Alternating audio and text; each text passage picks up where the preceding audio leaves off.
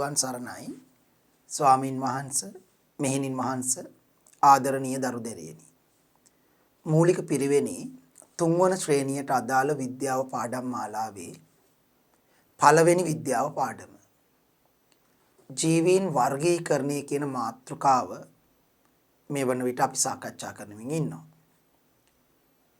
මීට කලින් සාකච්ඡා කරන ලද පරිච්ඡේදවලදී අපි ජීවීන් යනු කවුරුන්ද? ජීවීන් වර්ගීකරණය කළ යුත්තේ ඇයි? ජීවීන් වර්ගීකරණය කිරීමෙන් අපට ලැබෙන ප්‍රයෝජන මොනවාද? ජීවීන් වර්ගීකරණය කිරීම පිළිබඳ ඉතිහාසයේ විහිදුනේ කොයි ආකාරයටද? ඉතිහාසයේ ඉදිරිපත් වෙච්ච විවිධ ජීවී වර්ගීකරණ ක්‍රම මොනවාද? කියන මේ දේවල් කතා කරලා ඊට පස්සේ අපිට ආවේනික වර්ගීකරණ ක්‍රමයක් කරා ජීවීන් වර්ගීකරණය කරගන්න අධ්‍යයනය කරන්නට අපි උත්සාහ දැරුවා.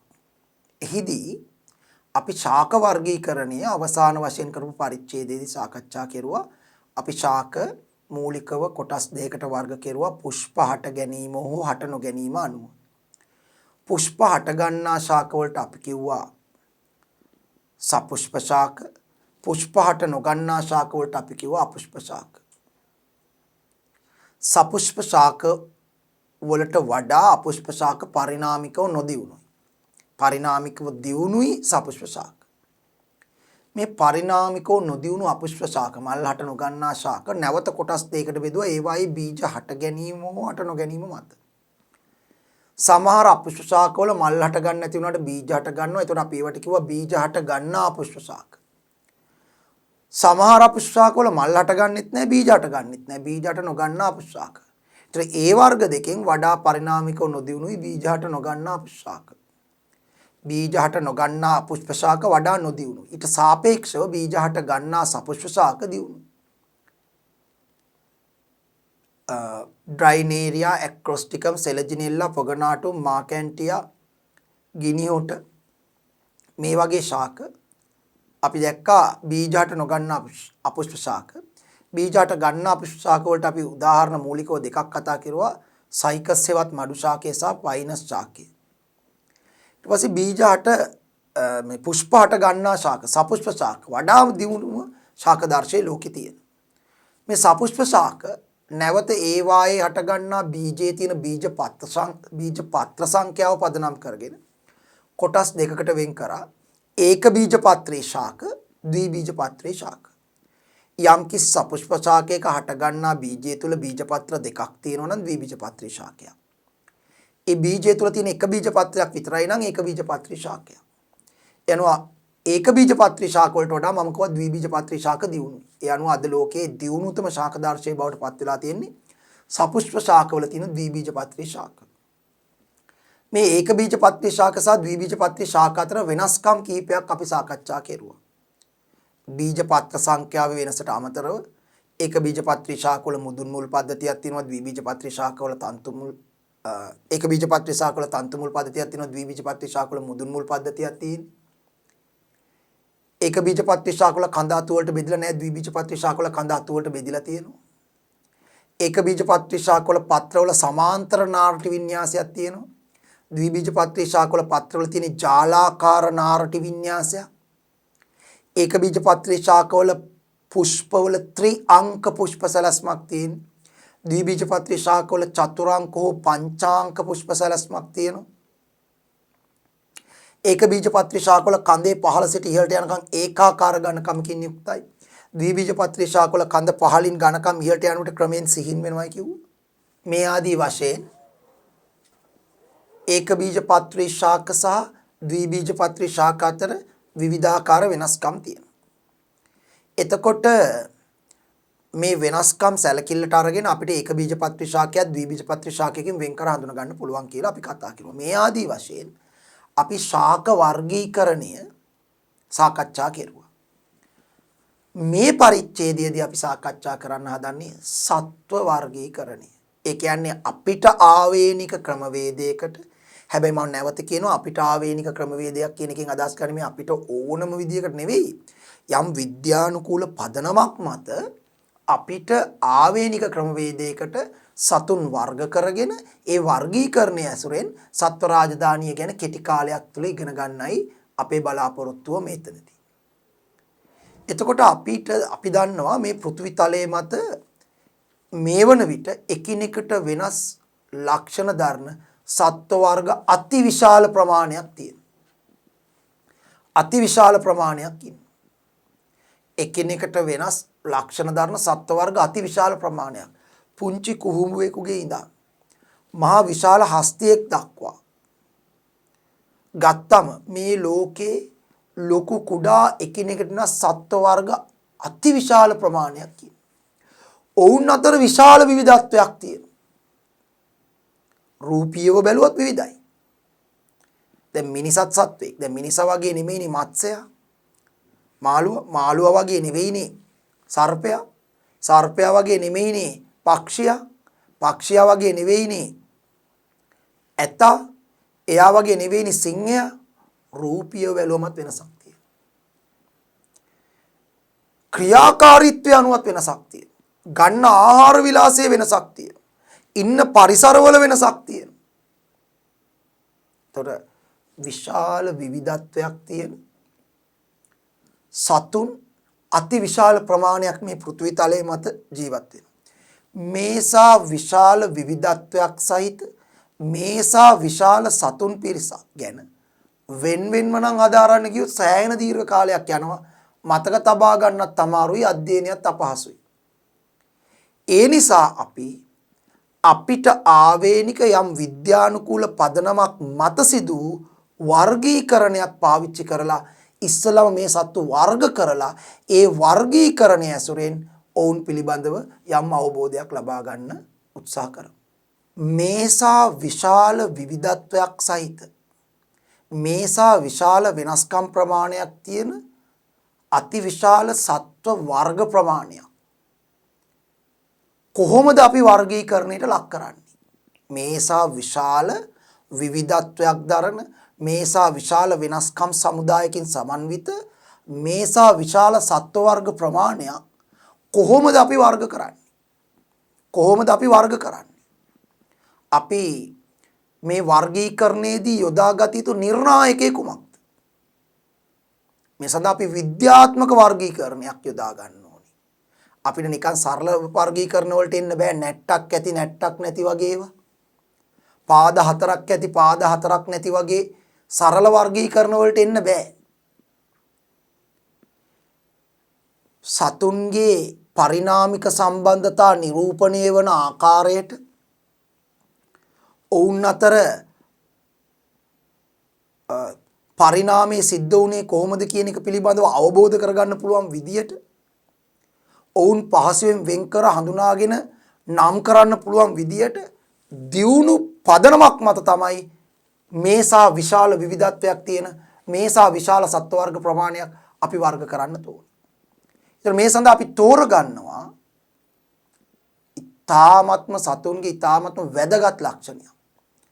ඒ තමයි ඒ සත්වයාට කොඳු වැට පේලියක් හෙවත් කෂේරුවක් තියනවද නැද්ද කියන එක. ඔන්න අපි සතුන් වර්ගීකරණයට යොදා ගන්නා විද්‍යාත්මක නිර්ණායකය. විද්‍යාත්මක නිර්ණායකය තමයි ඒ සත්වයාට කොඳු වැට පේලියක් හෙවත් කෂේරුවක් තියනවද කියන එක. ඒ මොකද ඒකට හරියට නිකන් දැන් කලින් පරිච්ඡේදයේදී ශාක වර්ගීකරණයේදී අපි යොදාගත්තු ලක්ෂණ තමයි පුෂ්ප හට ගන්නවද නැද්ද කියන එක. මොකද මම කිව්වා ශාක පරිණාමයේ දියුණු ලක්ෂණයක් තමයි පුෂ්ප හට ගැනීම. එතකොට මේ දියුණු ලක්ෂණේ තියෙනවද නැද්ද කියන එක අනුව වර්ග කරගත්තම පරිණාමය පැහැදිලි වුණා අපිට ලස්සනට. මොකද පරිණාමිකව ශාක දියුණු වෙනකොට තමයි පුෂ්ප හටගත්තේ. ඒ නිසා ඒ පරිණාමයේ දියුණු ලක්ෂණේ පදනම් කරගෙන තමයි මූලික කොටස් දෙකට බෙදුවේ. ඒතර අපිට පරිණාමය පැහැදිලි වුණා කවුද නොදියුණු කවුද දියුණු ඊට වඩා ටිකක් දියුණු කවුද හොඳටම දියුණු කවුද කියලා. දැන් ඒ වගේ තමයි සත්තුන්ගේ පරිණාමයේ දියුණු තත්වයට පත් වෙනකොට තමයි සත්තුන්ගේ අස්ථි පද්ධතියේ කොඳු වැට පේලියක් හෙවත් කෂේරුවක් බෑක්බෝන් එකක් නිර්මාණය වෙන. ඒකට හරියටම කියනවා නම් කොඳු වැට පේලිය නෙමෙයි ඔකට කියන්නේ කෂේරුව නෙමෙයි පෘෂ්ඨ රාජ්‍යුව. පිටේ ඒ කියන්නේ සත්වයාගේ පෘෂ්ඨීය පැත්තේ පොඩි දණ්ඩක් වගේ එකක් අභ්‍යන්තරේ නිර්මාණය වුණා. ඒකට වචනේ තමයි පෘෂ්ඨ රජ්ජුව. පෘෂ්ඨ රජ්ජුව. එතකොට මේ පෘෂ්ඨ රජ්ජුවක් නිර්මාණය වුණේ ක්‍රමෙන් සතුන් පරිණාමිකව දියුණු තත්ත්වයටපත් වෙනකොට. පරිණාමිකව පහත් නොදියුණු සතුන්ගේ පෘෂ්ඨ රජ්ජුවක් නැහැ. පෘෂ්ඨ රජ්ජුවක් නැහැ. පරිණාමිකව පහත් නොදියුණු සතුන්ගේ පෘෂ්ඨ රජ්ජුවක් නැහැ. ක්‍රමෙන් සතුන් පරිණාමිකව දියුණු තත්ත්වයටපත් වෙනකොට ඔවුන්ගේ ඇඟේ පෘෂ්ඨීය පැත්ත කියන්නේ පිටපැත්තේ දණ්ඩක් වගේ ව්‍යුහයක් නිර්මාණය වුණා. ඒකට කියනවා පෘෂ්ඨ රාජ්‍යය. මේ පෘෂ්ඨ රාජ්‍යය තමයි ක්‍රමක්‍රමයෙන් තවදුරටත් අස්ථි වලින් ප්‍රතිස්ථාපනය වෙලා කොඳු ඇට පෙළියක්වත් කෂේරුව බවට පත් වෙලා තියෙන නිසා අද වර්තමානයේ වන විට අපිට දකින්න පුළුවන් ඒ පෘෂ්ඨ රාජ්‍යයෙන් සෑදුණු කොඳු ඇට පෙළියවත් කෂේරුව. ඒ නිසා අපි වර්තමානයේ මේක වර්ගීකරණය කරන්නේ. වර්තමානයේදී අපි යම් සත්වෙක් ගත්තම එයාට කොඳු ඇට පෙළියක්වත් කෂේරුවක් එවත් පෘෂ්ඨ රාජ්‍යයක් කිව්වත් කමක් නැහැ. කොඳු ඇට පෙළියක්වත් කෂේරුවක් තියනවද නැද්ද? තියනවා නම් දියුණුයි. නැත්තම් නොදියුණුයි. ඒ තමයි මෙතන මූලික સિદ્ધාන්තය. අර පුෂ්ප හට ගන්නව නැහැ වගේ ශාකවල මෙතන එහෙමයි. කොඳු ඇට පෙළියක්වත් කෂේරුව. කොඳු ඇට පෙළිය කියන්නේ සාමාන්‍ය වචනේ. නමුත් විද්‍යාව කියන්නේ කෂේරුව. කෂේරුවක් තියනවද? කෂේරුවක් නැද්ද කියන එක මත සතුන් ප්‍රධාන කොටස් දෙකකට වෙන් කරනවා. කොඳු ඇට පෙළියක්වත් කෂේරුවක් එහෙම නැත්නම් පෘෂ්ඨ රාජ්‍යයක් නොමැති සතුන් අපෘෂ්ඨ වංශීන් ලෙස හඳුන්වනවා. ඉන්වර්ටිබ්‍රේට්ස්. අපෘෂ්ඨ වංශීන්. ඉන්වර්ටිබ්‍රේට්ස්. කොඳු ඇට පෙළියක්වත් කෂේරුවක් නොමැති සතුන් අපෘෂ්ඨ වංශීන්. පෘෂ්ඨ රාජ්‍යයක් නොමැති සතුන් අපෘෂ්ඨ වංශීන්. දැන් ඒ පෘෂ්ඨ රාජ්‍යව තමයි ඒක තියෙන සතුන්ගේ පෘෂ්ඨ රාජ්‍යව අස්ථි වලින් ප්‍රතිස්ථාපන වෙනකොට තමයි කෂේරුව නිර්මාණය වෙලා තියෙන්නේ. අස්ථි වලින් හෝ කාටිලේජ් වලින්. කාටිලේජ් කියන්නේ අස්ථි වලට වඩා චුට්ටක් ඝන කමින් අඩු ද්‍රව්‍යයක්. අස්ථි වලින් හෝ කාටිලේජ් වලින් යම් සත්වයකගේ පෘෂ්ඨ රාජ්‍යව ශක්තිමත් වෙනකොට අපි ඒකට කියනවා කෂේරුව. එතකොට කෂේරුවක් නොමැති නම් ඒ කියන්නේ පෘෂ්ඨ රාජ්‍යයකුත් තිබිලා නැහැ. අන්න පරිණාමිකව නොදියුණුයි.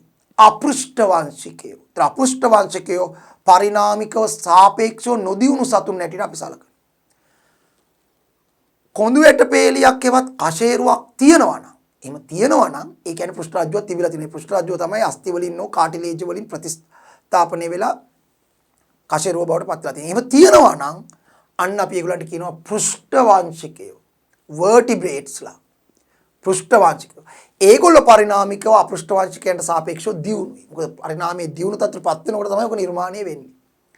එහෙනම් අපිට සතුන් ප්‍රධාන වශයෙන් කොටස් දෙකකට වෙන් කරන්න පුළුවන්. අර ශාක වෙන් කළා වගේ පරිණාමයේ දියුණු ලක්ෂණයක් පදනම් කරගෙන සතුන්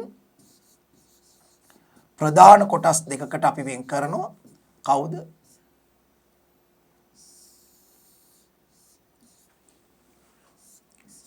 කොඳු ඇට පෙළක්වත් කෂේරුවක් නොමැති සතුන් අපෘෂ්ඨ වංශිකයන්. අපෘෂ්ඨ වංශී. කොඳු ඇට පෙළක්වත් කෂේරුවක් තියෙන සතුන් පෘෂ්ඨ වංශී.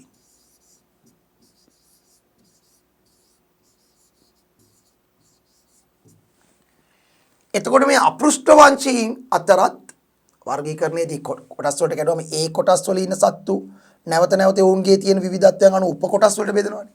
ඒතර මේ අපෘෂ්ඨ වංශීනුත් ඒ අපෘෂ්ඨ වංශීන් අතරේ තියෙන ඒ කියන්නේ මේ කොඳු ඇට පෙළියක්වත් කෂේරුවක් නොමැති සතුන් ඔවුනොවුන් අතරේ තියෙන වෙනස්කම් පදනම් කරගෙන තව වංශ කිහිපයකට බෙදලා තියෙනවා. ඒ ඔක්කොම වංශ ගැන අපෘෂ්ඨ වංශී ඔක්කොම වංශ ගැන ඉගෙන ගන්න නෑ ඇත්තටම අපිට ඉගෙන ගන්න තියෙනවා මෙන්න මේගොල්ලෝ. සීලන්ට රේටාවන් සීලන්ට රේටාවන් කියන සත්ව වර්ග පංචය ගැන සීලන්ට රේටාවන්. ඒවත් ඒගොල්ලන් තව නමක් කියනවා නිඩාරියාවන් කියලාත්. ඊළඟට ඇනලීඩාවන් ඇනලීඩාවන් ඊළඟට මොලස්කාවන්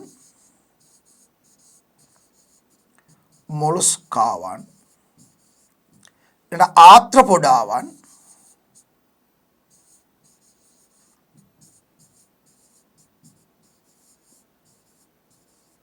ඊළඟ එකයි නොඩ මාටාවන්.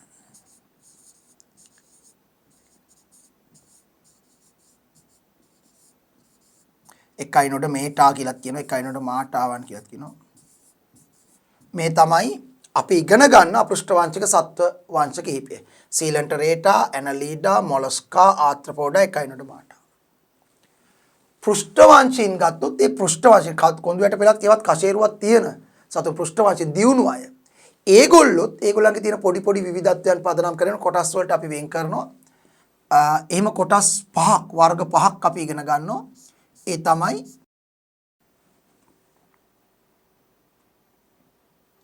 පිස්කස්, පිස්කේස් කියලාත් කියනවා, පිස්කස් කියලා කියන්නත් පුළුවන්. පිස්කස් හෙවත් මත්ස්‍යයෝ, ඇම්ෆිබියා හෙවත් උභයජීවීන්, ඇම්ෆිබියාවන් හෙවත් උභයජීවීන්, ඇම්ෆිබියා, රෙප්ටීලියා හෙවත්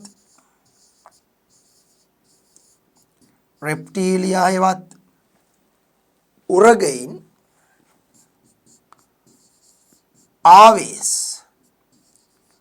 ආවේස් හෙවත් පක්ෂීන්, මැමේලියා හෙවත් ක්ෂීරපායින්. මේ අපි අයිති වෙන්නේ උන්නේ මැමේලියා කාණ්ඩයට. පැහැදිලිද? මැමේලියා කාණ්ඩයට තමයි අපි අයිති වෙන්නේ. එහෙමනම් මේ තමයි පෘෂ්ඨවංශික අපි ඉගෙන ගන්න යන සත්ව වර්ග පහ: පිස්කස්, ඇම්ෆිබියා, රෙප්ටීලියා, ආවේස්, මැමේලියා. අපෘෂ්ඨවංශික නොදියුණු, මේගොල්ලන්ට සාපේක්ෂව නොදියුණු අපෘෂ්ඨවංශික සත්ව වංශ පහ: සීලන්ටරේටා, ඇනලීඩා, මොලස්කා, ආත්‍රපොඩා, එකයි නොඩ මාටා. ඒතර මේ තමයි සතුන් වර්ග කරන මූලික කොටස් දෙක. පිටකොන්දක් හෙවත් කෂේරුවක් තිබෙන සතුන් පෘෂ්ඨවංශීන්, පිටකොන්දක් හෙවත් කෂේරුවක් නොමැති සතුන් අපෘෂ්ඨවංශීන්, පිටකොන්දක් හෙවත් කෂේරුවක් තිබෙන සතුන් පෘෂ්ඨවංශීන්. අපෘෂ්ඨවංශීන්ට වඩා පෘෂ්ඨවංශීන් පරිණාමිකව දියුණු. ඒගොල්ලෝ අතරේ දියුණු අය ඉන්නවා එන්න. මේගොල්ලෝ අතරේ දියුණු අය ඉන්නවා. මේගොල්ලෝට වඩා මේගොල්ලෝ සමස්තයක් ලෙස දියුණු. හැම කෙනාම. මේගොල්ලෝ නොදියුණුයි පරිණාමිකව. නමුත් ඒගොල්ලෝ අතරේ ඉන්නවා දියුණු සහ නොදියුණු අය. මේගොල්ලෝ සමස්තයක් ලෙස අරගොල්ලන්ට වඩා දියුණුයි. නමුත් මේගොල්ලෝ අතරේ දියුණු නොදියුණු අය ඉන්නවා. පැහැදිලි? හොඳයි, අපි මුලින්ම පටන් ගන්න හදන ඉර අපෘෂ්ඨවංශිකයන්. මම කියන්නේ අපි නොදියුණු එකෙන් පටන් අරන් දියුණු එකට යනකොට තමයි අපිට මේක පරිණාමي සිද්ධ වුණේ කොහොමද කියලා අවබෝධයක් එන්නේ. ඒස අපි මුලින්ම අපෘෂ්ඨවංශිකයන්ගෙන් පටන් ගන්න හදන්නේ. බලමු.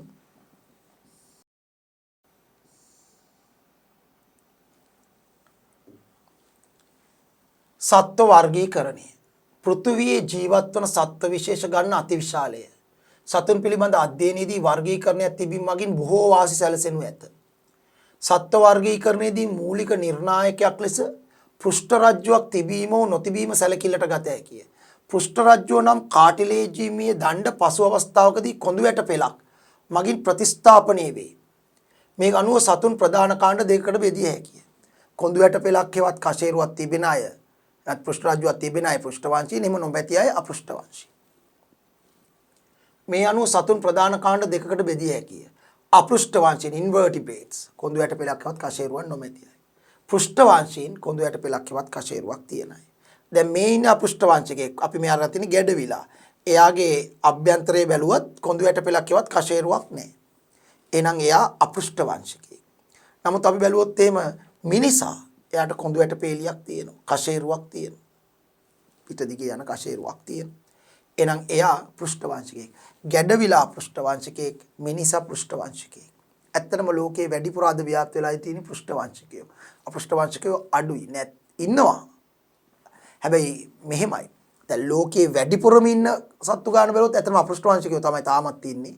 පෘෂ්ඨවංශිකයෝ හැබැයි පුළුල් පරිසරවල ව්‍යාප්ත වෙලා දියුණු තත්ත්වයටපත් වෙලා ඉන්නවා. සංඛ්‍යාත්මකව බැලුවොත් තාමත් වැඩිපුර ඉන්නේ අපෘෂ්ඨවංශිකයෝ. තාමත් සංඛ්‍යාත්මකව ගත්තොත් වැඩිපුර ඉන්නේ ලෝකයේ අපෘෂ්ඨවංශික සතුන්. නමුත් දියුණු තත්ත්වය අනුව දියුණු වෙලා ආධිපත්‍ය පතරවාගෙන ඉන්න විදිය අනුව බැලුවොත් පෘෂ්ඨවංශිකයන් තමයි පෘථිවියේ සත්ව රාජධානිය ආධිපත්‍ය පතරවාගෙන ඉන්නේ. අපෘෂ්ඨවංශී කොඳු වැට පෙළක් හෙවත් කෂේරුවක් නැති සතුන් අපෘෂ්ඨවංශීන් ලෙස හැඳින්වේ. අපෘෂ්ඨවංශීන් අතරින් පහසුවෙන් අධ්‍යයනයට ලක් කළ හැකි වංශ කිහිපයක් පමණක් පහත දැක්වේ. පහසුවෙන් අධ්‍යයනයට ලක් කරන්න පුළුවන් වංශ කිහිපයක්. නිඩාරියාවන් නෙවෙයි සීලන්ටරේටාවන්. ඒගොල්ලෝ නම් දෙකම එකයි. ඒගොල්ලෝ අපෘෂ්ඨවංශික.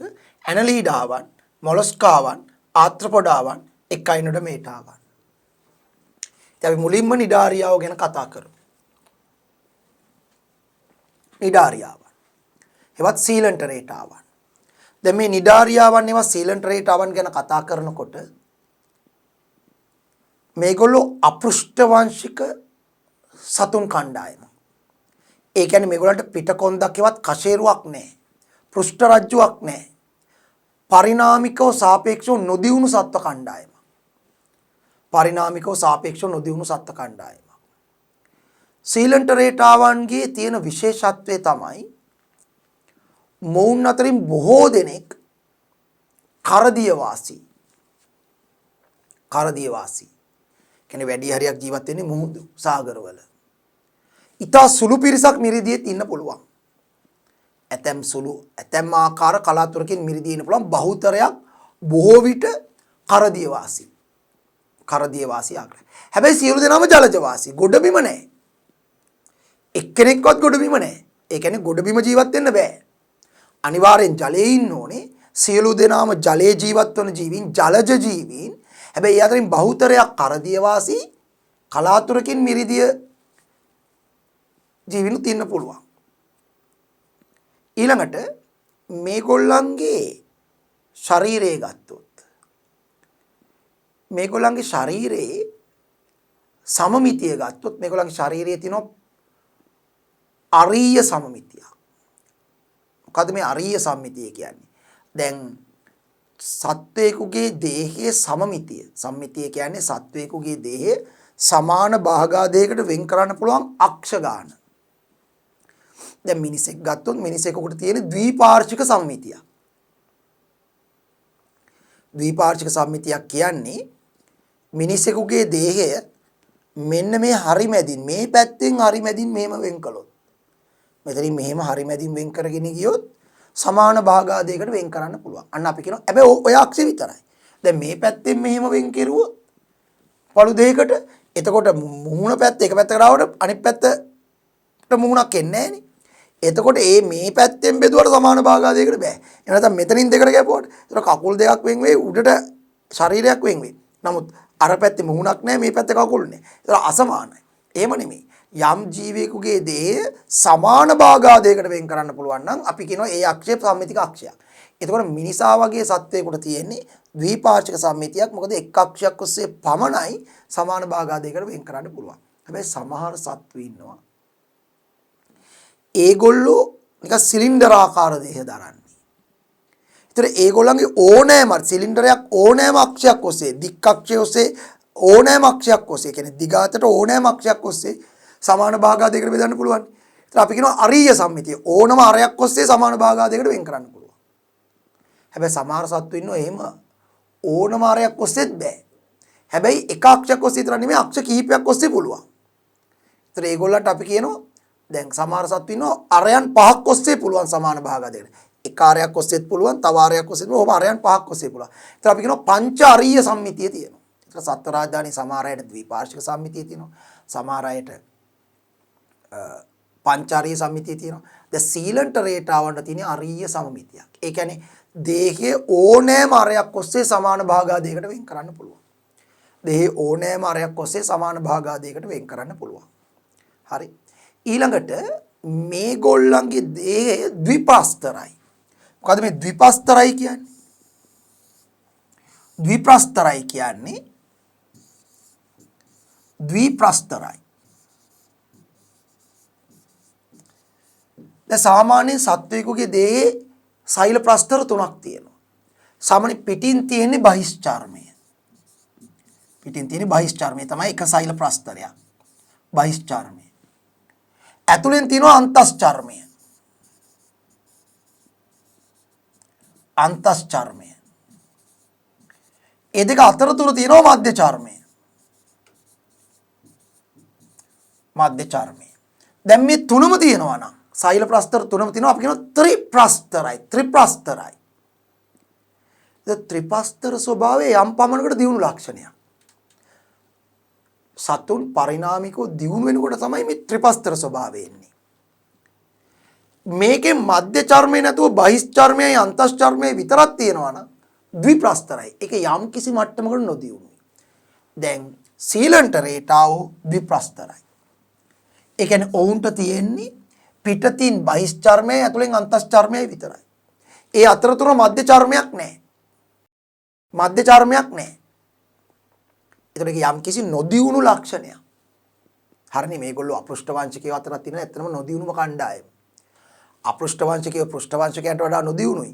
අපෘෂ්ඨවංශික සතුන් අතර නොදියුණුතම කණ්ඩායම තමයි මේ සීලන්ට රේටාව. ඒතර ඒගොල්ලන්ගේ නොදියුණු ලක්ෂණ ගොඩක් තියෙනවා. අරීය සම්මිතියක් දෙහෙට තියෙන්නේ. දෙහි ඕනෑම අක්ෂයක් ඔස්සේ සමාන භාගා දෙයකට බෙදන්න පුළුවන් අරීය සම්මිතිය. මොකද මේක සිලින්ඩරාකාර දෙයක් බෝ වෙලාවට තියෙන්නේ.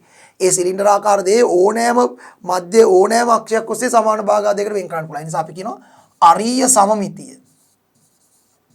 අරීය සම්මිතිය තියෙනවා. ඊළඟට මේකළු ද්විපස්තරයි. පිටතින් බහිස්චර්මයක් ඇතුලෙන් අන්තස්චර්මයක් තියෙනවා. ඒ අතරතුර මධ්‍ය චර්මයක් නැහැ. හරි මධ්‍ය චර්මයක් නැහැ. ඊළඟට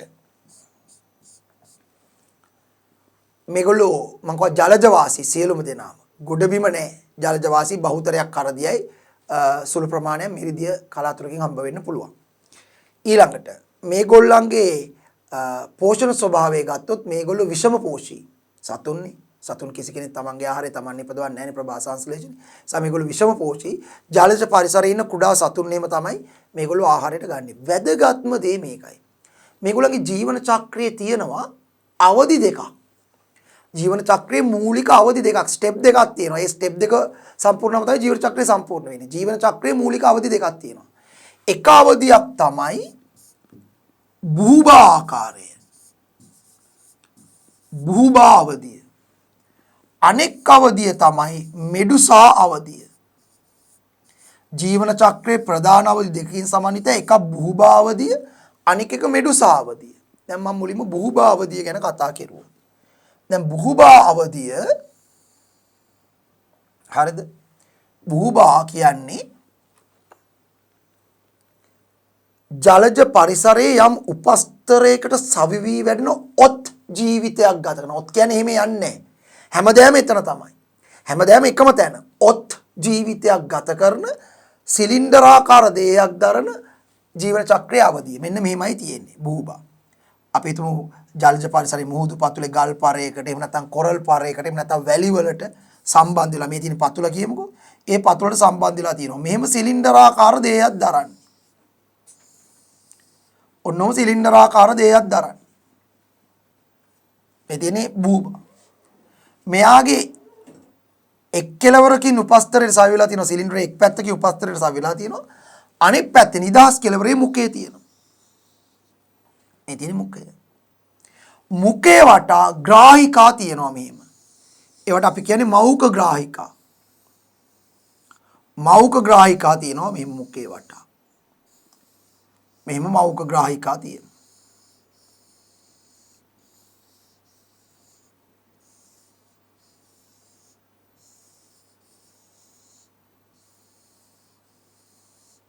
මේ මෞඛ ග්‍රාහිකාවල හරි විෂ දංශක කෝෂ්ඨ තියෙනවලු. දංශක කෝෂ්ඨ මෙහෙම. ඒ කියන්නේ විෂ ග්‍රන්ථි. මේ විෂ ග්‍රන්ථි තියෙනවා මේවයි පිරීලා. මේ විෂ ග්‍රන්ථි ඇතුලේ විෂ පිරීලා තියෙනවා. දංශක කෝෂ්ඨ කියලා ඒවා කියන්නේ. දංශක කෝෂ්ඨ තියෙනවා. විෂ ග්‍රන්ථි පිරීලා තියෙනවා. මේ මෞඛ ග්‍රාහිකාවල. මේ මෞඛ ග්‍රාහිකාවල විෂ ග්‍රන්ථි පිරීලා තියෙනවා. ඒ විෂ ග්‍රන්ථි ඇතුලේ විෂ පිරීලා තියෙනවා. දැන් මේ මුඛය. එතකොට මේගොල්ලෝ කරන්නේ කොහොමද? මේ ග්‍රාහිකා හැම වෙලාවෙම මෙහෙම ඒ ජලයේ ඇතුලේ ඉන්නේ මේගොල්ලෝ වතුර ඇතුලේ මුහුද යට එහෙම නැත්නම් මිරිදිය ජලාශයක යට මෙහෙම ඉන්නේ. එතකොට මේගොල්ලෝ මේ ග්‍රාහිකා හැම වෙලාවෙම මෙහෙම හෙල්ලෙනවා. දැකලත් ඇති මේගොල්ලෝ. හරි මෙහෙම හෙල්ලෙනවා. හෙල්ලෙනකොට මොකද වෙන්නේ? අර මේ අසලින් ගමන් කරන කුඩා මසුන් සහ වෙනත් කුඩා මුහුදු ජීවීන් මේගොල්ලන්ගේ මේ විෂ මේ ග්‍රාහිකාවල තියෙන දංශක කෝෂ්ඨ වල තියෙන විෂ වලින් අඩපණ කරලා ඒ සත්තු අල්ලලා ග්‍රාහිකාවලින් අල්ලලා ඇදගෙන මේ මුඛය ඇතුළට දාලා ඇතුළේ ජීර්ණය කරලා පෝෂණය ලබා ගන්න. ඒක තමයි මේගොල්ලන්ගේ කාර්යය. පොඩි කෘමියෙක් එහෙම නැත්නම් පොඩි මාළුවෙක් එහෙම යනකොට මේ ග්‍රාහිකාවලින් අල්ල ගන්නවා. අල්ලගෙන දංශක කෝෂ්ඨ වල තියෙන විෂ වලින් ඒ සත්වයාට ඒක අපහසුයි. ඒ විෂ ගෑවුනාම. එතකොට එයා අඩපණ වෙනවා. අඩපණ වුණාට පස්සේ මේ කෝස්ට් වලින් අල්ලලා ඉතින් එයා මැරෙනවා. එතකොට සත්වයා මේ මුඛය ඇතුළට දාගෙන එයාව ඇතුළේදී එන්සයිම් ශ්‍රාවය කරලා ජීර්ණය කරලා එයාගේ පෝෂණය ලබාගෙන මෙයා ජීවත් වෙනවා. ඒ වගේ ජලජ පරිසරයේ ඉන්න කුඩා සතුන් අල්ලගන්න විලෝපිකයෝ මේගොල්ලෝ. විලෝපිකයෝ වෙන සත්තු මරාගෙන ආහාරයට ගන්නවා. ඒගොල්ලන්ට ඒක ගන්න තමයි ඒගොල්ලන්ට ඒ දංශක කෝෂ්ඨ තියෙන්නේ. දැන් මේවා අපේ වුණත් ඇඟේ ගෑවුනොත් ඉතා විස සහිත වෙන්න පුළුවන්. හරි.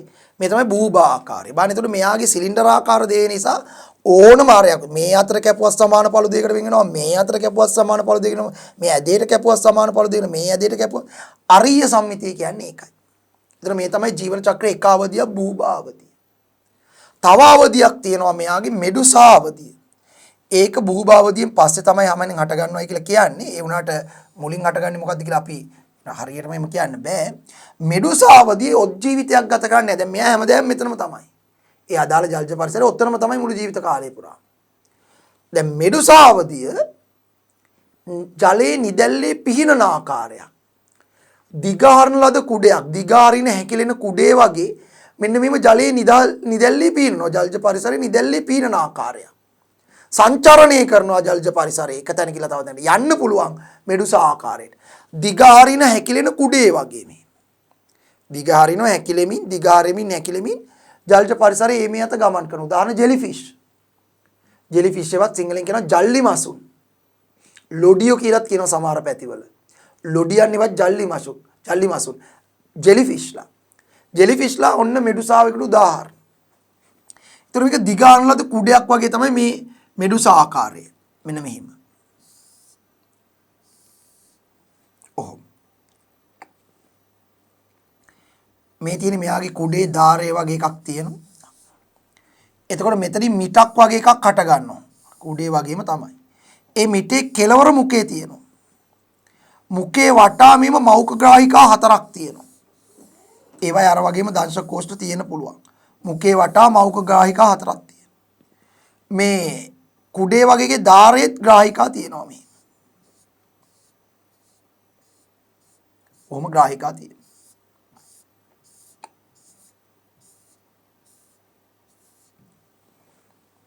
හරි. එතකොට මේ මෞඛ මෙතන මුඛේ තියෙන්නේ. ඒතර මෙයා මෙහෙම දිගෑරෙමින් හැකිලෙමින් ගමන් කරන අතරතුර යම් විලෝප මෙයාට ආහාරය වුණාම පොඩි විලෝපික සතුන්ව මේ මෞඛ ග්‍රාහිකා වලින් අල්ලලා අඩපණ කරගෙන මුඛය ඇතුළට දාලා ජීර්ණය කරලා පෝෂණය ලබා ගන්නවා. ඒතර මෙයාට කියනවා අපි මෙඩුසා ආකාරය. එතකොට අපි මේක නම් කෙරුවොත් එහෙම මේ ඉන්නේ බූබා ආකාරය. එයා උජ්ජීවිතයක් ගත කරන්නේ. බූබා ආකාරය. මේ ඉන්නේ මෙඩුසා ආකාරය.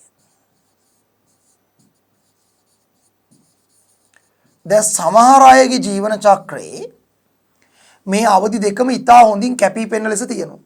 උදාහරණ ඔබීලියා කියලා සීලන්ට් රේටාවෙක් ඉන්නවා. ඔබීලියා. ඔබීලියාගේ මෙඩුසත් ඉන්නවා, බූබත් ඉන්නවා. මෙඩුසත් ඉන්නවා, බූබත් ඉන්නවා. එයාගේ වෙන්නේ බූබාගෙන් මෙඩුසාව ගැලවි යනවා. මෙඩුසාව තනින් තන ප්‍රජනනය කළ බූබාව අතාරිනවා. ඒ බූබාවන්ගෙන් ප්‍රජනනයෙන් අංකුරණය කියලා ක්‍රියාවලියකින් මෙඩුසාව ගැලවි වෙනවා. මේ බූබාවගෙන් මෙඩුසාව හටගෙන ගැලවි යනවා. යන අතරතුර මෙඩුසාව ප්‍රජනනය කළ අලුත් බූබාව තන දානවා. කියන්නේ ඔබීලියාගේ ජීවන චක්‍රයේ බූබා සහ මෙඩුසා කියන ආකාර දෙකම පැහැදිලිව හඳුනා ගන්න පුළුවන්. හැබැයි හුඟක් සීලන්ට රේටාවන්ගේ මේ අවදි දෙකෙන් එක අවදියක් ක්ෂීණ වෙලා කියන්නේ නිකන් වඳ වෙලා වගේ ගිහිල්ලා එක අවදියක් විතරයි ප්‍රමුඛව දකින්න පුළුවන්. දැන් උදාහරණයක් ඇරගෙන ගත්තොත් ජෙලිෆිෂ් ඒවා ජල්ලි මාසුන්ගේ මෙඩුසා අවදිය ප්‍රමුඛයි, බූබා අවදියක් නෑ වගේ. ක්ෂීණ වෙලා ගිහිල්ලා එකක් හොයාගන්න බෑ අපිට. ජෙලිෆිෂ් ඒවා ජල්ලි මාසුන්ගේ. නමුත් දැන් සී ඇනිමනි මූදු ලිලි හරිද? මූදු ලිලි නැත්නම් සී ඇනිමනි ගන්නකො සී ඇනිමනි කියන්නේ අපි සාමාන්‍යයෙන් සිංහලෙන් කියන්නේ මුහුදු මල. මුහුදු මල වගේ කෙනෙක් ගත්තොත් අන්න එයා සී ඇනිමනි මුහුදු මල ගත්තොත් එයාගේ තියෙන්නේ බූබා ආකාරය තමයි ප්‍රමුඛ. ප්‍රමුඛ වෙන්නේ බූබා ආකාරය. බූබා ආකාරය ප්‍රමුඛයි. මෙඩුසා ආකාරය ශීන වෙලා ගිහලා මෙඩුසා ආකාරයක් නැහැ. සී ඇනිමනි මුහුදු මල ලක් දැකලා තියෙනවනේ මුහුදු මල. හරි. මුහුදු මල කියන්නේ කොරල් පරේ නෙවෙයි. මුහුදු මල. හරි මුහුදු මල බූබා ආකාරය ප්‍රමුඛයි. මුහුදු මල කියන්නේ සීලන්ට් රේටාවෙක්. එයාගේ මෙඩුසා ආකාරය ශීන වෙලා. තව හයිඩ්‍රා කියලා එක්කෙනෙක් ඉන්නවා. හයිඩ්‍රාගෙත් බූබා තමයි ප්‍රමුඛ මෙඩුසෙක් නෑ. මෙඩුසක් හොයාගන්නේ සීන වෙලා ගිහිල්ලා. තව කොරල් බූබා. දැන් කොරල් පර හදන්නෙත් මේ වගේ චූටි. හැබැයි මෙයාගොල්ලෝ ඇහැට පෙවුනට කොරල් බූබාව ඇහැට පෙන්නේ ඉතා කුඩයි. කොරල් පර ඇතුළේ ඉන්නවා මේ වගේ කොරල් බූබාව. ඒ කොරල් බූබාව විසින් තමයි කොරල් පරේ නිර්මාණය කරන්නේ.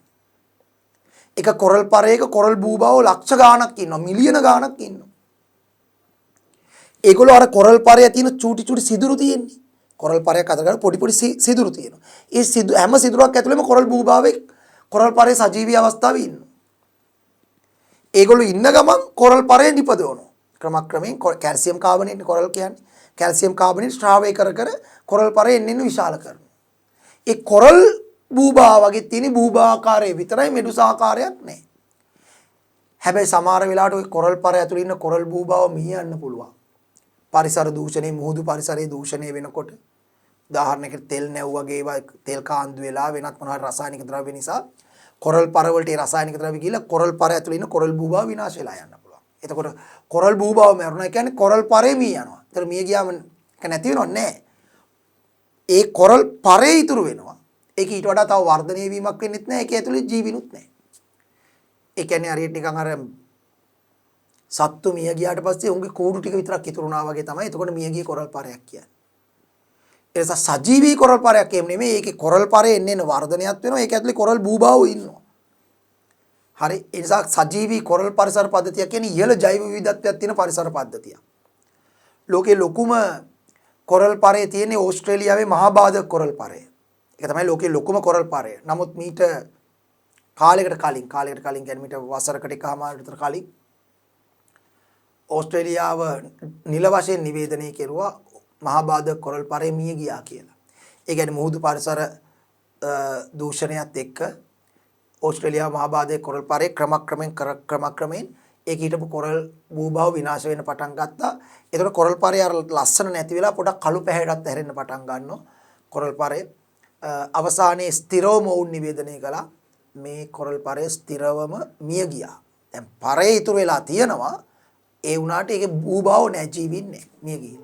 ඒක හරි අවාසනාව තත්ත්වයක්. කෙසේත් අපේ රටේ කොරල් පර තියෙනවා විශේෂයෙන්ම හික්කඩුව වගේ ප්‍රදේශවල අපේ කොරල් පර තියෙනවා. කොරල් පරේ නිපදවන්නේ කොරල් භූභාව.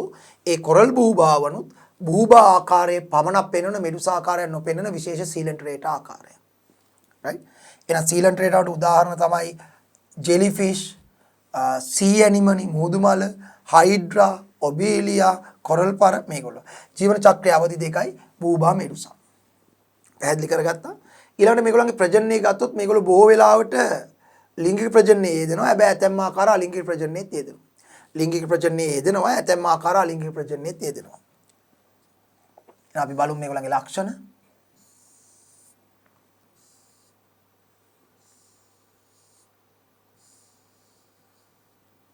නිඩාරියා හේව සීලන්ටරේටා. සීලන්ටරේටාත් කියලා කියනවා.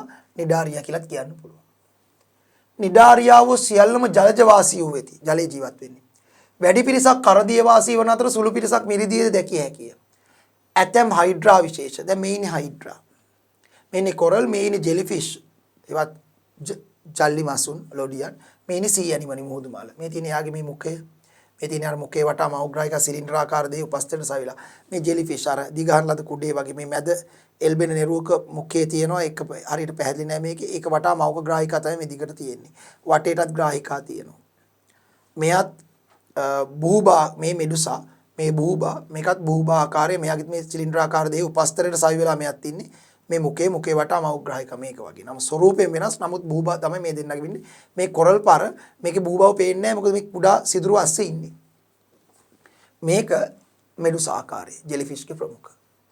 ඇතැම් හයිඩ්‍රා විශේෂ මුහුදු මල කොරල්, ලොඩියන් ඒවා ජෙලිෆිෂ් වැනි සතුන් මෙම වංශයට අයත් වේ. තව ඔබීලියක් තියෙනවා. එයාගේ නම් අවදි දෙකම තියෙනවා. නිඩාරියාවන් පහත සඳහන් ලක්ෂණ පෙන්වයි. දේහ බිත්තිය සෛල ස්තර දෙකකින් සෑදී ඇත. එනම් ද්විප්‍රස්තරයි. පිටතින් බහිස්චර්මයත් ඇතුලෙන් අන්තස්චර්මයක් විතරයි තියෙන. අතරතුර මධ්‍ය චර්මය නැහැ. ඒ නිසා ද්විප්‍රස්තරයි. තුනම තියෙනවා ත්‍රිප්‍රස්තරයි. මේගොල්ලෝ ද්විප්‍රස්තරයි. පැසක් වැනි සිලින්ඩර් ආකාර දේහය සිරස් අක්ෂය ඔස්සේ ඕනෑම අරයකට සම්මිතිකව බෙදිය හැකිය. එනම් අරීය සම්මිතියක් දරයි.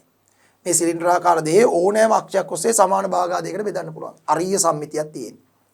සත්ව රාජධානී අරිය සම්මිතිය තියෙන සාමාන්‍ය සිලින්ඩර් රේටාවට විතරයි. වෙන කාටවත් අරිය සම්මිතියක් නැහැ. මාංශ භක්ෂක ආහාර රටාවක් පෙන්වනවා. මොකද මේගොල්ලෝ ජලයේ ගමන් කරන කුඩා සතුන්ව තමයි අල්ලගෙන අර දංශක කෝෂ්ඨ මගින් අඩපණ කරලා ආහාරයට ගන්න. ඒ නිසා විෂම පෝෂී විලෝපිකයෝ මාංශ භක්ෂක ස්වරූපයක් පෙන්වනවා. ග්‍රාහිකා සහ දේහ බිත්තියේ විෂසහිත සෛල ආකාරයක් ඇත. දංශක කෝෂ්ඨ. ඒවෙන් තමයි ගොදුරු අඩපණ කරන්නේ. මුඛයක් පවතී. මුඛේ වටා ග්‍රාහිකා පිටයි ගුදයක් නොමැත.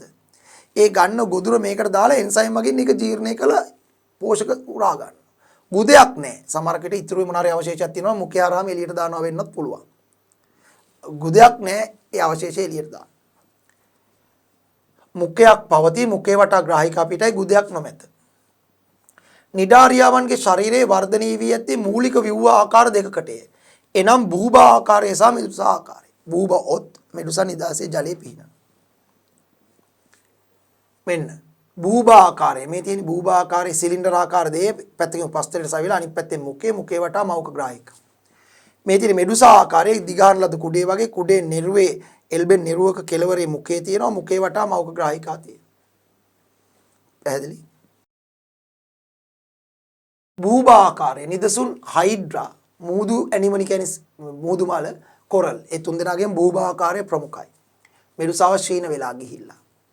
බූබාවන් ඔජ්ජීවිතයක් ගත කරයි. දේහේ නාලාකාරය. පහළ ඇති වැසුණු කෙළවරින් උපස්තරයට සවි සිටි පල් එක්කැත්තකින් වැහිලා තියෙන මේ වැසුණු කෙළවරින් තමයි මූදු පරිසරය නැත්නම් ජලජ පරිසරයේ ගල් පරයකට හෝ කොරල් පරයකට හෝ වෙන උපස්තරයකට සවි සිටින්නේ. අනෙක් කෙළවර මුඛයේ ඇත. මුඛයේ වටා ග්‍රාහිකා පිහිටයි. දේහ සිලින්ඩරාකාර පැසක් වැනිය. දේහ නිකන් සිලින්ඩරාකාර මල්ලක් වගේ. මෙඩුසා ආකාරයේ මේ තියෙන මෙඩුසා. මෙඩුසාට උදාහරණ තමයි ලොඩි හොයවත් ජෙලිෆිෂ් ඒගොල්ලන්ගේ මෙඩුසා ප්‍රමුඛයි බූබා ශීන වෙලා ගිහිල්ලා. මෙඩුසාවන් සංචරණය කරයි. දිගාන ලද කුඩේක හැඩේ ගනී. මොවුන් නිදැල්ලේ පිහිනා යයි. පහළින් එල්ලෙන නිරුවක මුඛයේ පිහිටා ඇත. ඇතම් විශේෂවල ග්‍රාහිකාවල ඇති විෂසෛල වලින් විෂසෛල වෙනත් ජීවීන් ස්පර්ශ වීමෙන් හානිකද මේ ජෙලිෆිෂ්ලා අපේ ඇඟේ ගෑවුනොත් අපිට සමහර වෙලාවට ලොකු හානියක් වෙන්න පුළුවන්. ඒ කියන්නේ මේගොල්ලන්ගේ විෂ අපේ ඇඟට ඇතුළු වෙලා. ඒ තමයි කතා කරේ සීලන්ට රේටාව. සීලන්ට රේටාවන් උන් අපි කතා කරුවා.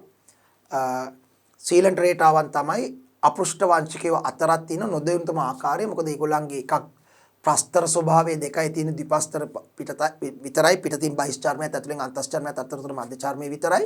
අතරතුර මධ්‍යචාර්මයක් නැහැ. පිටතින් බහිස්චාර්මයත් ඇතුලෙන් අන්තස්චාර්මය පමණයි. අතරතුර මධ්‍යචාර්මයක් නැහැ. ද්විපස්තර ස්වභාවයේ පැත්තෙන් බැලුවම මේගොල්ලෝ එක පැත්තකින් නොදියුණුයි අනිත් පැත්තෙන් අරීය සම්මිතියක් තියෙනවා. භාගා ඕනම අක්ෂයක් ඔස්සේ භාගාදයකට බෙදන්න පුළුවන්. ඒකත් ඒ තරම් දියුණු ලක්ෂණයක් නෙමෙයි. ඒ වගේම මේගොල්ලෝ බොහෝ වෙලාවට අලිංගික ප්‍රජනනය කරනවා. ලිංගික ප්‍රජනනය පෙන්වන ආකාරات ඉන්නවා. ඒතර මේ තමයි අපි කතා කරුවේ සීලන්ට රේටාවවත් නිඩාරියාව ජීවන චක්‍රයේ අවධි දෙකයි බූබා සහ මෙඩුසා. බූබාගෙන් මෙඩුසාට ගන්නවා මෙඩුසාගෙන් බූබාවට ගන්න විදිහට තමයි චක්‍රය සාමාන්‍ය නිර්මාණලා තියෙන්නේ. නමුත් බොහෝමයක් සීලන්ට රේටා ආකාරවල වර්තමානයේ වන විට මේ අවධි දෙකෙන් එක් අවධියකට පමණයි සීමා වෙන්නේ. ජෙලිෆිෂ්ලා සී ඇනිමනි කොරල් වගේ අය බූබා ආකාරයේ ප්‍රමුඛව පෙන්වනවා. සමයින මොනවාද සී ඇනිමනි කොරල් හයිඩ්‍රා වගේ අය බූබාකාරයේ ප්‍රමුඛව පෙන්වනවා. ජෙලිෆිෂ්ලා මෙඩුසා ආකාරයේ ප්‍රමුඛව පෙන්වනවා. ඔන්න එහෙමනම් අපි කතා කරුවා. හරි. පළවෙනි අපෘෂ්ඨ වංශක සත්ව කණ්ඩායම ඒ තමයි සීලන්ට රේටාව. අපි යන්න හදන්නේ දෙවනි අපෘෂ්ඨ වංශක සත්ව කණ්ඩායම ගැන කතා කරන්න. ඒගොල්ලෝ මේ සීලන්ට රේටාවන්ට වඩා නිඩාරියාවන්ට වඩා තරමක් දියුණු ලක්ෂණ පෙන්වනවා. මේගොල්ලන්ට වඩා අපි දැන් මේ කතා කරපු සීලන්ට රේටාව නිඩාරියාවන්ට වඩා තරමක් දියුණු ලක්ෂණ පෙන්වන අපෘෂ්ඨ වංශක සත්ව කණ්ඩායමක් ඒ තමයි ඇනලීඩාව. ඇනලීඩාව. අපි කතා කරන්න හදන්නේ ඇනලීඩාවන් ගැන. කවුද මේ ඇනලීඩාවන්ට අයිති වෙන්නේ? ඇනලීඩාවන්ට සිංහලෙන් නමක් කියනවා සකණ්ඩ පණුවන්. සකණ්ඩ පණුවන්. සකණ්ඩ පණුවන් කියන්නේ ඇනලීඩාවන්. ඉංග්‍රීසි වචනේ ඇනලීඩා අපි සිංහලෙන් වචනයක් දාගෙන තියෙනවා සකණ්ඩ පණුවන්. ඇනලීඩාවෝ සියලු දෙනාම දිගැටි පණුවාකාර දේහයක් දරනවා. පළවෙනි ලක්ෂණය. දිගැටි පණුවාකාර දේහයක් දරනවා. දිගටි පණුවාකාර දේහයක් දරන්නේ. හරි. දිගටි පණුවාකාර දේහයක් දරනවා මේගොල්ලෝ සියලුම දෙනා. ඊළඟට මේගොල්ලෝ සාමාන්‍යයෙන් දිගටි පණුවාකාර දේහයක් දරන්නේ සාමාන්‍යයෙන් මේගොල්ලෝ ගොඩබිම ඉන්නවා. හැබැයි ගොඩබිම ඉන්නවා නම් බොහෝ වෙලාවට ඉන්නේ ගොඩබිම තෙතමනේ සහිත භෞමික පරිසරවල. වියලි ගොඩබිම පරිසරවල අපි මේගොල්ලන්ව දැකලා නැහැ ඇනලීඩාව. තෙතමනේ සහිත භෞමික පරිසරවල ඉන්නවා. කරදියේ මිරිදියේ ඉන්න පුළුවන්. ජලයේ ඉන්න පුළුවන්. දෙකේම කරදියේ මිරිදියේ ඊට අමසල ලවණ සහිත පරිසරවල ඉන්නවා. ඒ කියන්නේ මේගොල්ලෝ වැඩිපුර ජලයට පැත්තට බරයි. හැබැයි අරගොල්ලෝ වගේ තනිකරම ජලයේ නෙමෙයි. තෙතමනේ සහිත ගොඩබිමක් ඉන්නවා. හැබැයි වියලි ගොඩබිම නැහැ. තෙතමනේ සහිත ගොඩබිම ඉන්නවා. ලවණ සහිත මඩ වගේ තැන්වලත් ඉන්නවා. ලවණ සහිත මඩ වගේ තැන්වලත් ඉන්නවා. සම්පූර්ණ ජලෙත් ඉන්නවා. කරදිය මිරිදිය. උදාහරණයක් ගත්තොත් ගැඩවිලා. ගැඩවිලා ඇනලීඩාවේ පණුවාකාර දේහයක් දරන්නේ තෙතමනේ සහිත ගොඩබිම් පරිසරවල තමයි ඉන්නේ. වියලි හොඳට වේලිච්ච තදට පායන තැන්වල ගැඩවිලු නෑනේ. තෙතමනේ සහිත ගොඩබිම් පරිසරවල. ඊළඟ කූඩැල්ලා. කූඩැල්ලත් අයිති වෙන්නේ ඇනලීඩාවන්ට. එයා ජීවත් වෙන්නේ ලවණ සහිත මඩ සහිත ජලයේ. මඩ සහිත භෞමික පරිසරයේ. ලවණ සහිත මඩ සහිත මඩ වගේ තියෙන භෞමික පරිසරවල තමයි කූඩැල්ලෝ ජීවත් වෙන්නේ. එයත් ඇනලීඩා. ඊළඟ සම්පූර්ණයෙන්ම කරදී ජීවත් වෙන එක්කෙනෙක් තමයි නෙරෙයිසෙවත් පත්තෑ පණුවා. පත්තෑ පණුවා කියන්නේ පත්තෑය නෙවෙයි. පත්තෑය ඇනලීඩාවෙන් නෙවෙයි. පත්තෑය වගේ හැඩේ තියෙන පණුවෙක්. එයාට කියන්නේ පත්තෑ පණුවා. පත්තෑ පණුවකට ඉංග්‍රීසියෙන් කියන්නේ අපි සාමාන්‍ය විද්‍යාත්මකව කියන්නේ නෙරෙයිස්. ඒතකොට නෙරෙයිස් මුහුදේ ඉන්නේ. මුහුදේ වෙරළේ ඉන්නවා. ගුල්ල හරාගෙන. එයා ඇනලීඩාවේ. එයා ඇනලීඩාවේ. එයා එහෙම විශේෂ කෙනෙක් නෙවෙයි. එයා ඇනලීඩාවේ. එතකොට එයා ජලයේ ඉන්නේ. එතකොට ගැඩවිලා, කූඩැල්ලා, පත්තෑ පණුව තමයි ප්‍රධාන වශයෙන්ම ඇනලීඩාවට අයිති වෙන සතුන් හැටියට අපිට උදාහරණ කියන්න පුළුවන්. ගැඩවිලා, කූඩැල්ලා, පත්තෑ පණුව. මේගොල්ලෝ පණුවාකාර දිගට දේහයක් දරනවා. තෙතමනේ සහිත භෞමික පරිසරවල හෝ ලවණ සහිත මඩ සහිත භෞමික පරිසරවල හෝ කරදියේ හෝ මිරිදියේ ඉන්න පුළුවන්. දැන් පණුවා සමහර පණුව වර්ග කරදියේ ඉන්නවා, සමහර පණුව වර්ග මිරිදියේ තියෙනවා. ඊළඟට මේගොල්ලන්ගේ දේහ සම්මිතිය ගත්තොත් මේගොල්ලන්ගේ දේහය සමාන භාගාදයකට වෙන් කරන්න පුළුවන් එක් අක්ෂයක් ඔස්සේ විතරයි. ඕනම අක්ෂයක් ඔස්සේ සමාන භාගාදයකට වෙන් කරන්න බෑ. එක් අක්ෂයක් ඔස්සේ පමණක් දේහ සමාන භාගාදයකට වෙන් කරන්න පුළුවන්. එන අපි කියනවා ද්විපාර්ශ්වික සම්මිතිය පෙන්වනවා. මොකද්ද? ද්විපාර්ශ්වික සම්මිතිය පෙන්වනවා මේගොල්ලෝ. ද්විපාර්ශ්වික සම්මිතිය පෙන්වන්නේ. දේහ එක් අක්ෂයක් ඔස්සේ පමණක් සමාන භාගාදයකට වෙන් කරන්න පුළුවන්. ද්විපාර්ශ්වික සම්මිතිය පෙන්වනවා මේගොල්ලෝ. ඒ කියන්නේ දේහය එක් අක්ෂයක් ඔස්සේ පමණයි සමාන භාගාදයකට වෙන් කරන්න පුළුවන්. ඕනම අක්ෂයක් ඔස්සේ සමාන භාගාදයකට වෙන් කරන්න බෑ. ද්විපාර්ශ්වික සම්මිතිය තමයි පෙන්වන්නේ. අන්න එක දියුණු ලක්ෂණය. ඊළඟට වැදගත්ම දේ තමයි මේගොල්ලන්ගේ එක වැදගත්ම ලක්ෂණයක් ඇනලීඩාවන්ගේ සිලෙන්ටරේටාවන්ගේ නිඩාරියාවන්ගේ නැති පරිණාමික දියුණු ලක්ෂණයක්. මේගොල්ලෝ ත්‍රිපස්තරයි. ත්‍රිපස්තරයි කියන්නේ පිටතින් බහිස්චර්මය, ඇතුළතින් අන්තස්චර්මය, අතරතුර මධ්‍ය චර්මය තියෙනවා. පිටතින් බහිස්චර්මයත්, ඇතුළතින් අන්තස්චර්මයත්, ඒ අතරතුර මධ්‍ය චර්මයක් තියෙනවා. ත්‍රිපස්තර සතුන් මේගොල්ලෝ. අන්න මුලින්ම ත්‍රිපස්තර ස්වභාවය එන්නේ ඇනලීඩාවට. ඒක දියුණු ලක්ෂණයක්. එතනින් එහා ඔක්කොගෙම වගේ ත්‍රිපස්තර ස්වභාවය තියෙනවා. දියුණු වෙනකොට. අපි ත්‍රිපස්තරයි. දියුණු සතුන් සියලු දෙනා ත්‍රිපස්තරයි. ඒක හටගන්නේ ඇනලීඩාවන්ගේ පරිණාමය. ඒතර ත්‍රිපස්තරයි පිටතින් බහිස්චර්මයත්, ඇතුළින් අන්තස්චර්මයත්, අතරතුර මධ්‍ය චර්මයත්. තවදවත් දියුණු ලක්ෂණයක්. නිඩාරියාවන්ගේ නොතිබුණු, සීලන්ටරේටාවන්ගේ නොතිබුණු ඇනලීඩාවන්ගේ නෑ. ශරීරයේ බාහිරවත් අභ්‍යන්තරිකවත් ඛණ්ඩ වලට බෙදලා තියෙනවා. කියන්නේ ඇනලීඩාවන්ට මෙහෙම පණු ආකාර දෙයක් තියෙනවානේ. ඔහොම මේව බාහිරවත් අභ්‍යන්තරිකවත් සමාන කොටස් වලට කැඩලා තියෙනවා දෙය මෙහෙම. සමාන කොටස් වලට කැඩලා තියෙනවා මෙහෙම. මේකට කියන්නේ සමඛණ්ඩනය. සමඛණ්ඩනයේ පරිණාමයේ දියුණු ලක්ෂණය. සමඛණ්ඩනය. හරිද? පරිණාමයේ දියුණු ලක්ෂණය. දේහේ මේ බාහිරවත් මේම කොටස් වලට කැඩලා තියෙනවා පේනවා, අභ්‍යන්තරිකවත් පේනවා. දැන් මේ ගැඩවිලානේ කූඩැල්ල ගත්තත් තියෙනවා මෙහෙම. කූඩැල්ලෙක් අපි මෙහෙම ගත්තොත්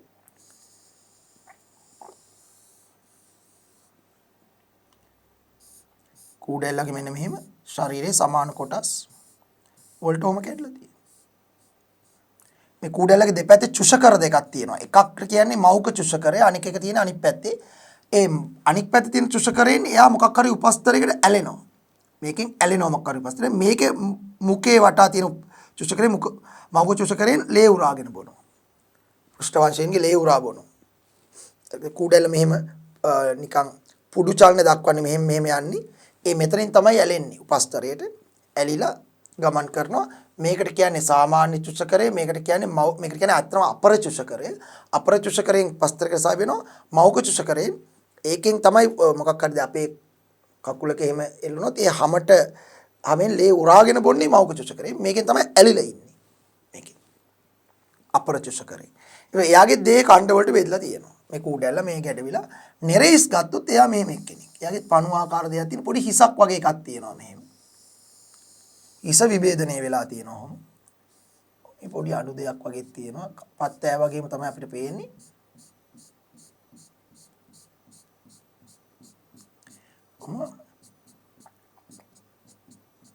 මෙන්න මේ විදිහට කෙන්දි දානවා කියන්නේ දැඩි කෙන්දි කියලා. දැඩි කෙන්දි පොකුරු දානවා. මේ පත්තෑ නෙමෙයි මට කියන්නේ අර පත්තෑ වගේ නිසා මිනිස්සු දාගෙන තිනවා පණු ආකාර දෙහ දරනවා. නමුත් පත්තෑ වගේ නිසා පත්තෑ පණුවා කියලා නෙරේස්. එයා තැන ලීඩාවේ. එතකොට මේ ඉන්නේ කූඩැල්ල ගැඩවිලා පත්තෑ පණුවා. මේ ඉන්නේ. එතකොට මේගොල්ලන්ගේ ශරීරයේ බාහිරවත් අභ්‍යන්තරිකව සමාන ඛණ්ඩ වලට බෙදලා තියෙනවා. සමඛණ්ඩනේ. සමඛණ්ඩනේ සත්ව රාජධානී දියුණු ලක්ෂණයක්. ඒක ඇනලීඩාවන්ගේ හට ගන්නවා. නිඩාරියාවන්ගේවත් සීලෙන්ටරේටාවන්ගේ තිබුණේ. ඊළඟට මේගොල්ලන්ගේ ප්‍රජනනය ගත්තොත් මේගොල්ලෝ බොහෝ විට ලිංගික ප්‍රජනනය කරන්නේ කලාතුරකින් අලිංගික ප්‍රජනනයත් වෙන්න පුළුවන්. ලිංගික ප්‍රජනනය වෙන්නේ මේගොල්ලන්ගේ ලිංගික ප්‍රජනනයේ ඒක ලිංගික සතුනුත් ඉන්නවා ද්විලිංගික සතුනුත් ඉන්නවා. මොකද මේ ඒක ලිංගික සතුන් කියන්නේ? ඒ කියන්නේ එක ලිංගයයි තියෙන. එක්ක පිරිමි ලිංගය එහෙම නැත්නම් ගැහැණු ලිංගය. ගැහැණු පිරිමි සතු වෙන වෙනමත් ඉන්නවා.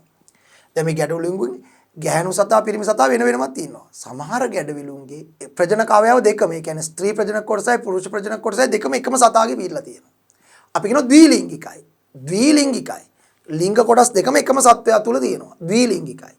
ඒකලිංගික සත්තුත් ඉන්නවා. පිරිමි කොටස එක සතෙක්ගේ. ඒතකොට එයා පිරිමි සතා, ගැහැණු කොටස තව සතෙක් කියලා. ඒතකොට එයා ගැහැණු සතා. එයා ළඟ පිරිමි කොටස නැහැ, මෙයා ළඟ ගැහැණු කොටස නැහැ. මකරි ලිංග කොටස් එකයි තියෙන්නේ. ඒතකොට ඒකලිංගික සතුන්.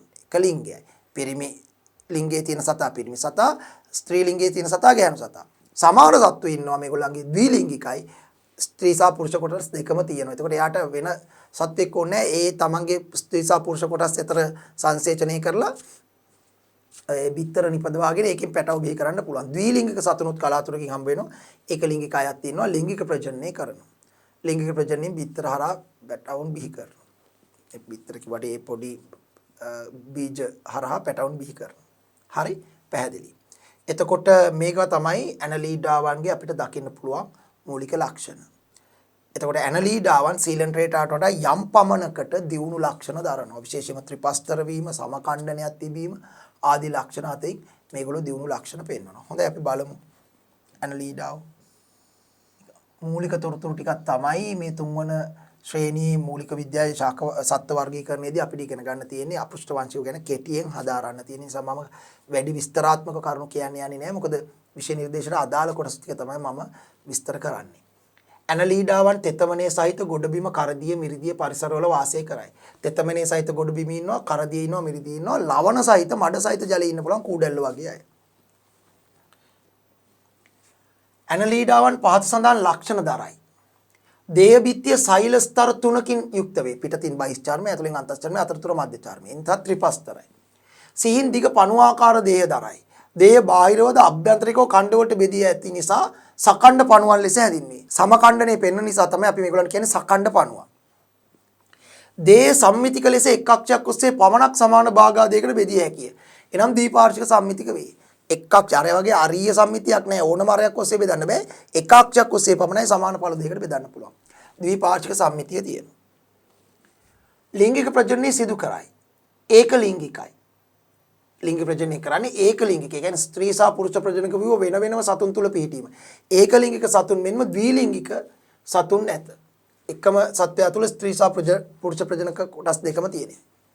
දේහ පෘෂ්ඨය මගින් ශෝෂණය කරයි. මේගොල්ලන්ගේ ශෝෂණයට මේ තෙත මේකයි මේගොල්ලෝ තෙතමනේ තියෙන තැන් වල ඉන්නේ. ඒගොල්ලන්ට වියලි තැන් වල ඉන්න බැරි. පසේ හිටියත් තෙතමනේ සහිත පසේ ඉන්නේ. මොකද මේගොල්ලන්ගේ තෙත මේ හැම තෙත්ව තියා ගන්න ඕනේ. තෙත හමාරා තමයි ශෝෂණය කරන්නේ.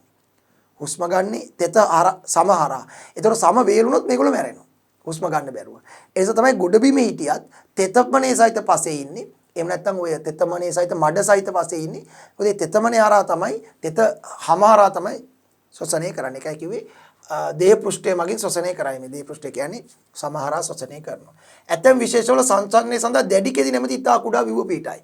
දැන් ගැඩවිලාගේ නම් හරිය අමාරුයි දැඩි කෙඳි බලා ගන්න. ඔව් දැන් පත්තෑ පණුවගේ වගේ අයගේ දැඩි කෙඳි තියෙනවා. ඒ දැඩි කෙඳි වලින් ගැඩවිලාගේ තියෙනවා. ඒ දැඩි කෙඳි කියලා පොඩි කෙඳි වර්ගයක් තියෙනවා. ඒ කෙඳි ඒගොල්ලෝ සංචාරණයට යොදා ගන්නවා. පත්තෑ පණුවගේ හොඳට තියෙනවා දැඩි කෙඳි. ගැඩවිලා ගැන අපිට වෙනම විග්‍රහයක් දීලා තියෙනවා. මොකද මේක මූලික වශයෙන් ඉන්නේ ගැඩවිලා කූඩැල්ල සහ පත්තෑ පණුව. මොවුන් පස තුල ගුල්ලා හරාගෙන සිටි. සංචරණය සඳහා ඊතා කුඩා කෙඳි පද්ධතියක් දේ පාර්ශිකෝ පිහිටයි. ඒ තමයි දැඩි කෙඳි. පස සරු කිරීමට දායක වේ. පසේ ඇති කාබනික ද්‍රව්‍ය ආහාරයට ගනී. ගැඩවිලා ඉන්නකොට පස බුරුල් වෙනවා. මොකද ගැඩවිලු පසෙන් ගුල්ලා හරාගෙන යනකොට පස් බුරුල් වෙනවා. බුරුල් පසේ සිදුරු ප්‍රමාණය වැඩි වෙන නිසා වාත ප්‍රමාණය වැඩි වෙලා පාංශු වාත ප්‍රමාණය වැඩි වෙලා පසේ සාරවත් භාවය වැඩි වෙනවා. මොකද පාංශු වාත ප්‍රමාණය වැඩි වෙනකොට පසේ ස්වායු සුද්ධජීවී ක්‍රියාකාරීත්වය වැඩිලා පසේ සාරවත් භාවය වැඩි වෙනවා. ඒ නිසා ගැඩවිලා පස සාරවත් කරන කෙනෙක්. ඒ වගේම පසේ තියෙන කාබනික ද්‍රව්‍ය තමයි මෙයා ආහාරයට අරගෙන ජීවත් වෙන්නේ. ඒ ගැඩවිලා. ඊළඟ කූඩැල්ලා. මොවුන් ගොඩබිම තෙතමනේ ඇති ස්ථානවලත් මිරිදියේ ජීවත් වෙයි. හැබැයි ලවණ සහිත මඩ සහිත පරිසරයේ ජීවත් වෙනවා කූඩැල්ලෝ. ශරීරයේ දෙකවල චුෂකර දෙකක් ඇත. මං කිව්වේ අපර කෙළවරේ තියෙන චුෂකරය අපර චුෂකරයෙන් උපස්තරයට සවි වෙනවා. මුඛේ වටා තියෙන චුෂකරයෙන් ඒ අදාළ පෘෂ්ඨවංශකයේ දේහෙන් රුධිරය උරා බීමට දායක වෙනවා. ශරීරයේ දෙකවල චුෂකර දෙකක් ඇත. චුෂකර කියන්නේ මේ ඇලෙන්න වැදගත් වෙන උපකරණ. ඇලෙන්න වැදගත් වෙන උපාංග.